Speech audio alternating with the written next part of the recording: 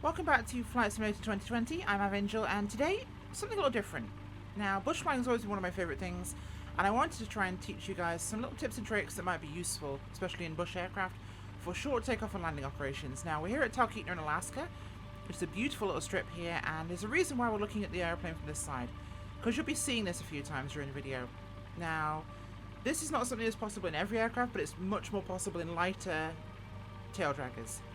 But we're going to be departing today from Talkeetna. I need to make sure we are good. We are indeed. So, one of the nice things about airflow is that you can get lift from something if you move the air. You don't have to move through it. Watch this. Stop it. Brakes are also useful.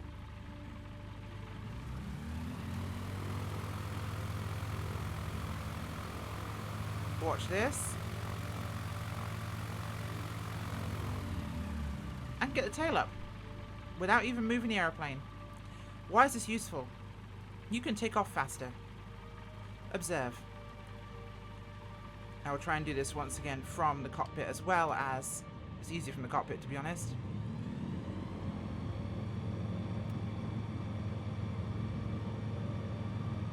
Here we go. Nose it down.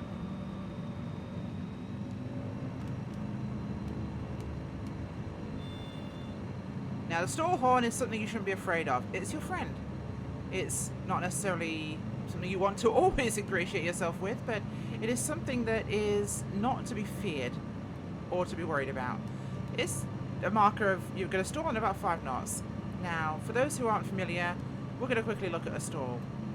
This is going to be a power off stall for you. We're a little bit low to the ground, so that could be a little bit dangerous, but thankfully this is a simulator.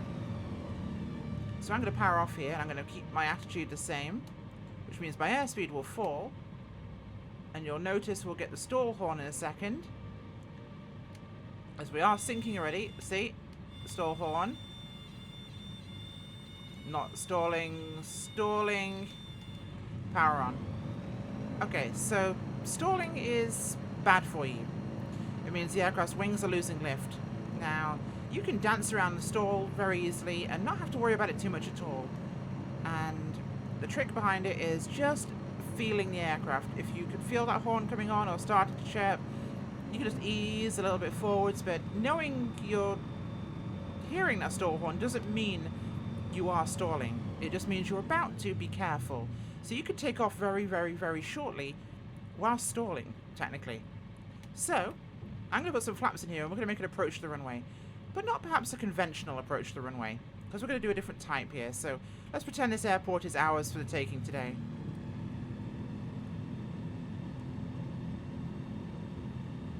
Yep, I'm turning in a very unusual direction for a reason.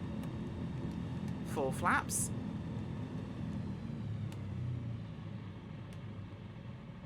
So I'm going to allow the plane to ease down here. I've not planned this one or tried this out beforehand, so kind of eyeballing this. As we come down, keep eyes on the Lindbergh reference here, which is my only view of the runway right now. As we're descending down here, very steeply, very high angle. I'm going to do something unpleasant in a second, which is best done with bush tyres, I will say. And I'm going to overshoot, I think, so always look at your landing area, understand it, and recognise what you can and can't make. Because if you can't make it and you're going to overshoot, you're going to damage the airplane or yourself or somebody else. So don't do that.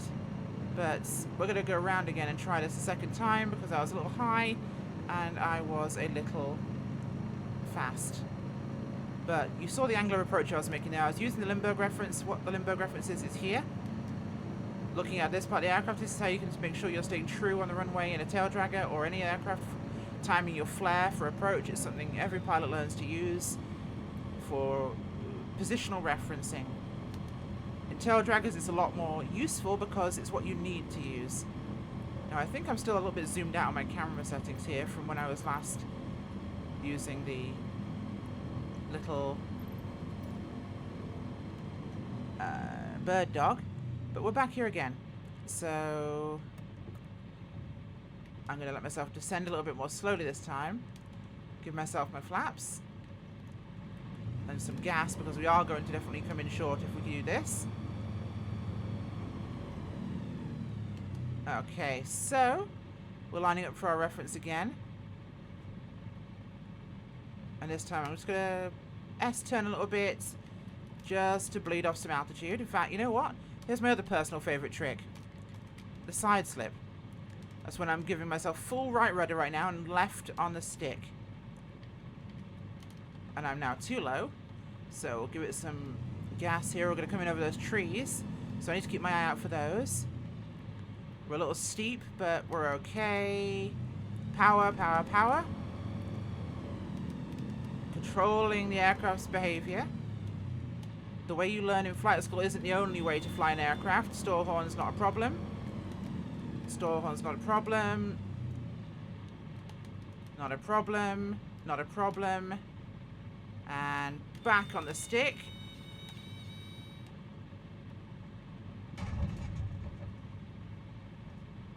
And we're stopped.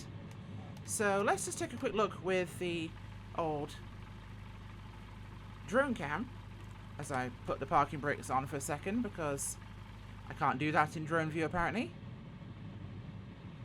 I'll just hold the damn brakes apparently, because that's going to be easier. So we're going to look at exactly where we just landed. Our touchdown point was basically here, just before the runway. This is where we stopped, just over the runway's width. Now with a few more tries, a bit more precision, you could land within the distance of the runway there with the Cub. I was sloppy. I was showing you the principle, and I was definitely a bit high, and I was slipping in. Wasn't really lining this up perfectly. This is something you'll make a couple of trial runs at. Look at how it works. Test it out. The more you know your aircraft, the better and easier this becomes. But that is not a long landing roll at all. Let's not forget also I rolled because I couldn't put the parking brakes on. So we stopped about half that distance again back to where the runway was. So let's call it a runway and a half's width we touched down in. Bit more practice, you can do that a little bit sooner. I'm also deliberately trying not to nose loop this thing, which will happen. So, back into the plane. We're going to turn around here and we're going to set up for a departure. And this time I'm going to show it you from the inside. And then we'll make an actual normal, regular approach to the runway and do a short landing. So, let's get ourselves set up here. We're going to give ourselves some flaps. First notch in the Cub, as it's decided it wants to reference my controller as my input. There we go, we're back now. So we're set up on the runway. We're going to go to the third person view, so let's make sure we're perfectly straight here, or at least as straight as it'll get. Okay, so we're going to do that departure again, this time watching from the outside angle.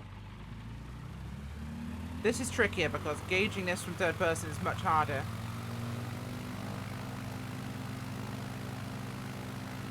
Ease it in. No, failed it. And we're up. So a really, really simple process there. You can see how the tail comes up. I'm making a mess of it because I'm trying to judge it from third person. If I had a way to replay what I was doing when I took off from the cockpit, you'd see it was a lot smoother. Doing it live, if you will, in that third-person view is very difficult because you're trying to basically gauge a positional feeling of the aircraft and the view from the nose from a different angle. So you understand the principle, at least I hope. Now, when it comes to a regular short landing on the runway, we're going to just come out here and we're going to turn around and we're going to make an approach to the regular direction this time rather than across the runway. And we're going to do that. We're going to make our reference landing point at the very, very start of the runway. And we're going to see just how short we can land. Now, the bigger your tyres and the beefier your suspension, the more you could stall an aircraft onto the runway and stop. It's a really great technique. Unfortunately, it means in most cases you can land a bush plane in less ground than you can take off in, which means you are stuck, which is not good. So let's get ourselves turned around here. And we're going to make an approach now to the runway. Now, full flaps does mean a commitment to landing, but it also means your best chance of burning out airspeed and also getting the aircraft down onto the ground.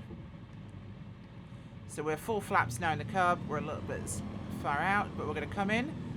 We've got a nice clear approach here at Takeoff in Alaska, so we'll be able to come in over those trees without any real concern. But I'm using the runway because it's a distance reference for you guys to look at. So we're close to the stall point already. We're going to lose all sight of the runway here in a second. So we could make a steeper and slower approach and actually keep that reference, but for now I'm just going to ease it in nice and gently, keeping an eye on our landing point. We want to aim the nose just before the landing point, really, about 100 feet before it. That's going to correct when we flare. So you never want to actually aim at your touchdown point because you will float. It's a guarantee. Coming in shallow here. It's going to be hard for me without being able to lean forwards.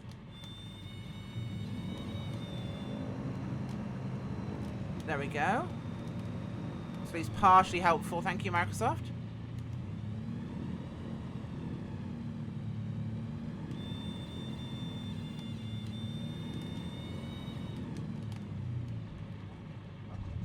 Okay, and boom. We're down. Nice. So where did we stop here? Hold the brakes this time so we can actually see it. And less than we did last time. So about the runway width actually there. So nice, easy, gentle approach. It was kind of sloppy, but the principle stands.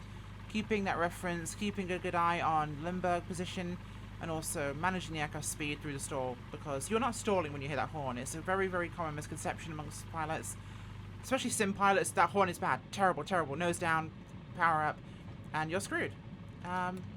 We'll go for one last attempt to cross the runway, and then we'll do a high angle approach.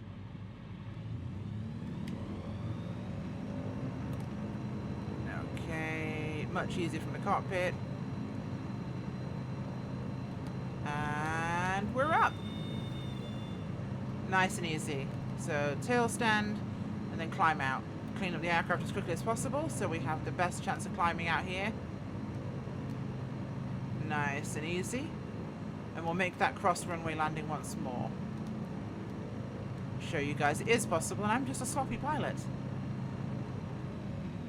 Most of the techniques I've learned for bush flying are all from the sim.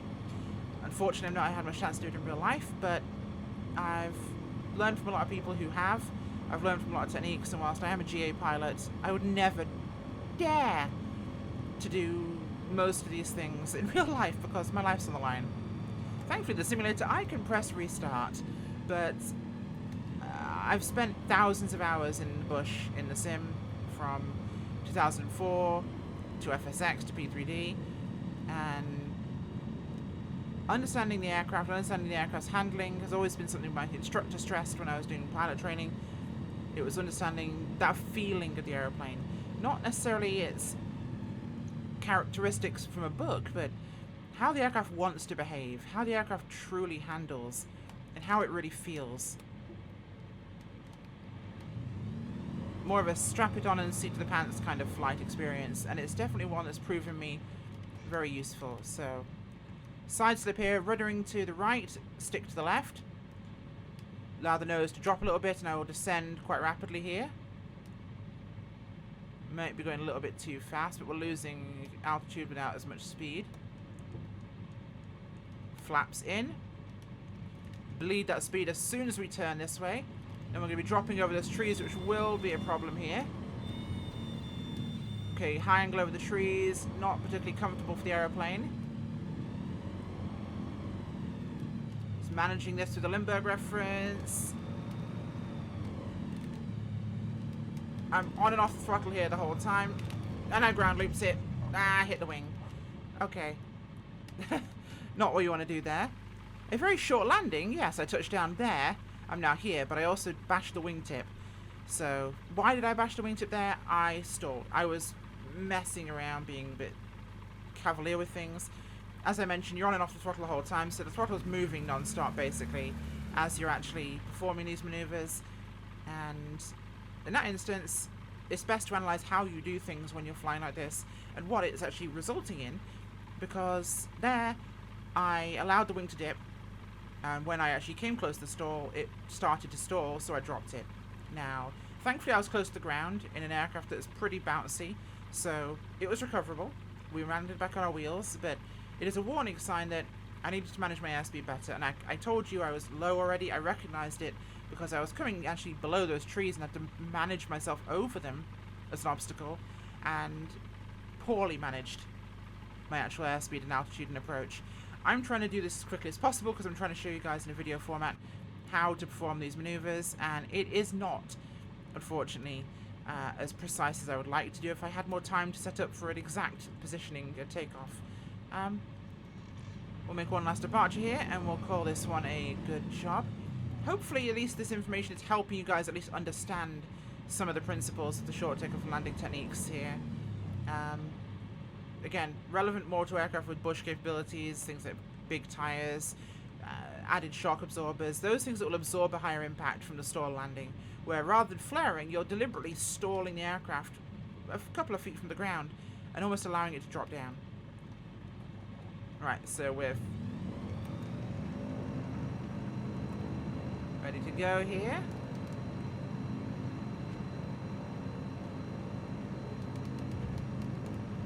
And we're up. And we're actually not stalling this time, somehow. Not sure how. We are starting to stall now, so manage that. Keep the nose altitude fixed. And we are good. The aircraft climbs out nicely. Aircraft will do a lot if you allow them to. That's the biggest difference I find. And it's all down to how you as a pilot want to manage the aircraft and how you want to fly it that will make all the difference. This is probably the shortest pattern in the history of aviation. But they don't need a lot of space. So we're letting the nose drop to bring ourselves down. We're going to ready ourselves for that stall maneuver. Bringing the nose up, stalling the aircraft down. Brakes. Clean any flaps up if you have them. And we're down. So the aircraft will do a lot when you actually allow it to. And it's all down to recognizing your airspeed. Go to altitude. Try a few stalls. See how the aircraft responds in various conditions. And don't forget that altitude will have a big impact on how the aircraft stalls. If you're at 5,000 feet versus 1,000 feet, or 500 feet, your aircraft will stall completely differently. So thankfully the sim allows us to explore that. This is a simulator. Stall at pattern altitude a few times. Deliberately power on and power off stall at pattern altitude. See how the aircraft behaves at that density. So you understand at various altitudes how your aircraft is going to stall, how it's going to behave, how the wings will respond, how your control surfaces will respond, and what your capabilities to get out of that situation are when you get into it. That's the biggest factor I have to explain, is understand what you can do to get out of a situation. I've been making commitments to land in most of these cases, and thankfully the Cub is light enough and powerful enough that even at full flaps I could power on with full flaps and get out if I need to. It's completely possible. Try that in a Cessna 152. You will not get out of it. Full flaps are a commitment to land. It hasn't got power, and it's heavier. So understand your aircraft, understand how it stalls at different altitudes, and once you actually understand the real flying mechanics of the plane, you can do a lot of silly things with it, and it'll be just fine. So hopefully you guys found this educational, hopefully this was interesting, and hopefully more importantly you enjoyed it. I've been Angel, and again, so sorry I've not posted anything this week.